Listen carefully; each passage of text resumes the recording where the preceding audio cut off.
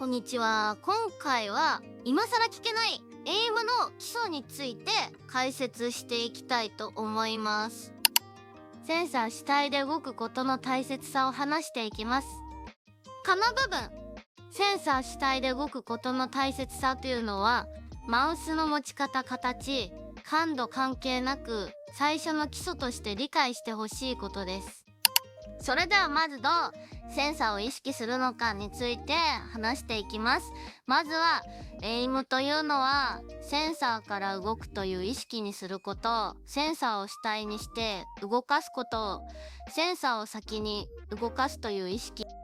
が壁にぶち当たるタイミングって、例えば感度が足りなくって手首がこれ以上動かなくって追いエイムできないとか、手首エイムから腕エイムに切り替えるタイミングだと思うんです。でもこの問題ってそもそも間違ってるよねって話で、センサーを意識していればぶつからない壁なんです。このセンサーで敵をなぞれば弾は全て当たるはずなんですよね。でもそれが簡単にできないのはなぜかというと、マウスという感覚が難しくしています。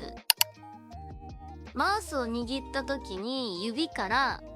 センサーまで距離があるので、みんながよくやってしまっているのが指に力を入れて操作しているので、センサーを意識せずにマウスという物体の操作になってしまっていることです。なので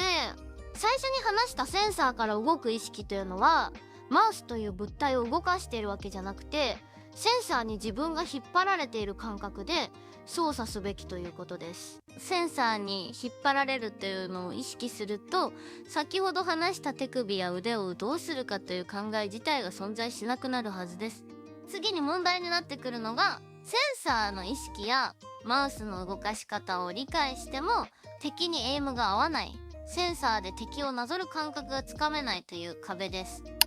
この壁を乗り越えるためにやってほしいことが、モニターイコールマウスパッドという意識です。ですが、急に意識しろって言われても、モニターがあるのは前で、操作するのは下なので、すごく難しいと思います。なので、最初は実践に行くより、この意識だけに集中できるエイム練習ソフトや対マンなどの気軽にできる打ち合い以外考えなくていい場所で癖づけるのが良いと思います。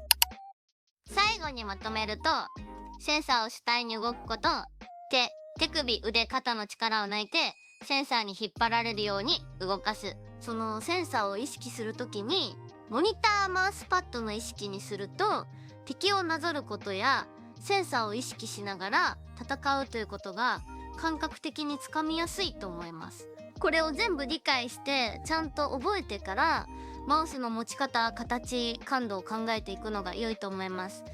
最後までご視聴ありがとうございました。この動画の質問などがあれば気軽にコメントしてください。バイバイ。